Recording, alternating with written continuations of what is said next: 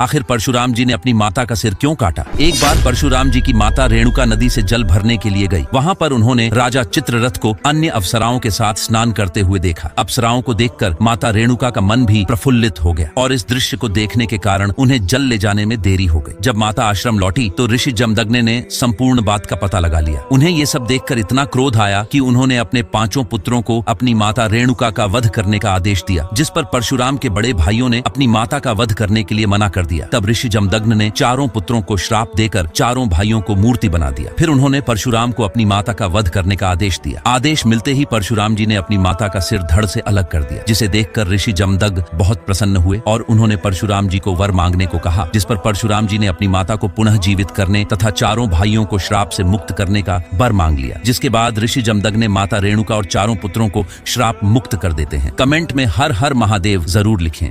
रामायण का सबसे शक्तिशाली योद्धा जिसने रावण को भी पीट पीट कर धरती से बाहर फेंक दिया था, बाली इतना शक्तिशाली था कि उसने आज तक एक भी युद्ध नहीं हारा था। बाली बड़े बड़े देवताओं और असुरों को पल भर में पराजित कर सकता था, लेकिन बाली बहुत घमंडी और अधर्मी था। एक दिन उसने हनुमान जी के सामने भगवान श्री राम को बेइज्जत किया, तो यह सुनकर हनुमान जी को गुस्सा आया। बाली ने हनुमान जी को युद्ध के लिए ललकारा। दरअसल बाली को ब्रह्मा जी का वरदान था कि वह जिससे भी युद्ध करेगा उसकी आधी शक्ति उसके अंदर आ जाएगी। और एक दिन ब्रह्मा जी ने हनुमान जी को दर्शन दिया और बोले कि हनुमान, आप अपनी 10% शक्ति ही लेकर जाना। हनुमान जी जब बाली के सामने गए तो बाली को ऐसा लगने लगा कि उसके शरीर की सारी नसें जैसे फट जाएंगी। बाली इतनी शक्ति सहन नहीं कर पाया और वह डर कर भाग गया। इस तरह से बजरंग बली ने बाली का घमंड तोड़ा। तो सभी बोलो जय श्री राम। 5 पांडव और द्रौपदी जब स्वर्ग की यात्रा में पहाड़ के ऊपर चढ़ रहे थे, तभी एक जगह द्रौपदी लड़खड़ाकर खाई में गिर पड़ी। तब युधिष्ठिर बताते हैं, द्रौपदी हम सब में से अर्जुन को सबसे ज्यादा प्रेम करती थी, इसलिए उसके साथ ऐसा हुआ। और फिर कुछ देर बाद सहदेव भी पहाड़ से नीचे गिर पड़े। तब भीम पूछते हैं, ज्येष्ठ अब सहदेव क्यों गिरे? युधिष्ठिर कहते हैं, सहदेव अपने आप को सबसे ज्यादा विद्वान समझता था, इसलिए उसके साथ ऐसा हुआ। कुछ देर बाद नकुल भी पहाड़ से नीचे गिर पड़े। भीम ने पूछा तो युधिष्ठिर ने बताया, नकुल को अपनी सुंदरता पर बहुत अभिमान था, इसलिए उसके साथ ऐसा हुआ। कुछ देर बाद अर्जुन भी पहाड़ से नीचे गिर पड़े। तब युधिष्ठिर ने भीम को बताया, अर्जुन को अपने पराक्रम पर बहुत अभिमान था, इसलिए उसकी ऐसी दशा हुई। और फिर कुछ दूर चलने पर ही भीम भी एक दलदल में गिर पड़े। तब भीम ने पूछा, ज्येष्ठ मेरे अंत का कारण क्या है? तब युधिष्ठिर कहते हैं, तुम्हारा क्रोध तुम्हारे अंत का कारण है। तुमने क्रोध में उन लोगों के भी प्राण ले लिए जिन्होंने कोई दोष ही नहीं किया। और फिर भी भीम दलदल में डूब गए। और कुछ दूर चलने पर ही युधिष्ठिर स्वर्ग पहुंच गए।